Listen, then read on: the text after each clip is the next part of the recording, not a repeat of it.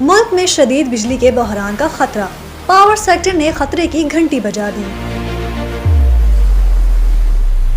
Dollar کی قلت کی وجہ سے وفاقی حکومت اور اسٹیٹ بینک نے پاور سیکٹر کے اسپیئر پارٹس اور مشینری کی LC روک دی ہے۔ اسپیئر پارٹس اور مشینری کی عدم فراہمی کی وجہ سے سستی بجلی پیدا کرنے والے تھر پلانٹس بھی متاثر ہوں گے، جس کی وجہ سے 2640 میگا واٹ بجلی کی قلت ہوگی اور 4 سے 6 گھنٹے لوڈ شیڈنگ کا خطرہ ہے۔ بجلی کے بحران کو ٹالنے کے لیے وفاقی حکومت اور اسٹیٹ بینک کو پاور سیکٹر اور تھر کول مائننگ کی LC ترجیحی بنیاد پہ کھولنا ہوگی۔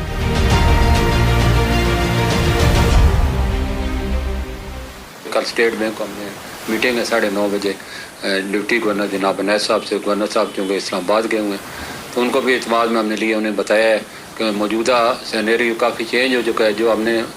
کیپ لگایا تھا کنٹری کے مفاد میں، حکومت کے مفاد میں، روپے کے مفاد میں، لوگ ہمارے لیے نیگیٹو ثابت ہوئے، تو اب ہم اس کو جو ہے پوری سچویشن کا یہ مطالبہ ہے کہ اس کو ہٹایا جائے۔ تو کل سے انشاءاللہ تعالی ہم اس کو ہٹا دیں گے اور پہلے اسٹیٹ بینک سے تمام جو فورسز کا مقابلہ کرنا ہے بلیک مارکیٹ کا، وہ ان کو بتانا ہے اس سے کیا ملک کو فائدہ ہوگا، کیا نقصان ہو سکتا ہے۔ لیکن فائدہ زیادہ ہے کیونکہ جب ڈالر کو ملنا شروع ہو جائے گا تو بلیک مارکیٹ ختم ہو جائے گی، جب بلیک مارکیٹ ختم ہوگی تو آہستہ آہستہ ریٹ نیچے آنا شروع ہو جائے گا، کیونکہ اس وقت میں پتہ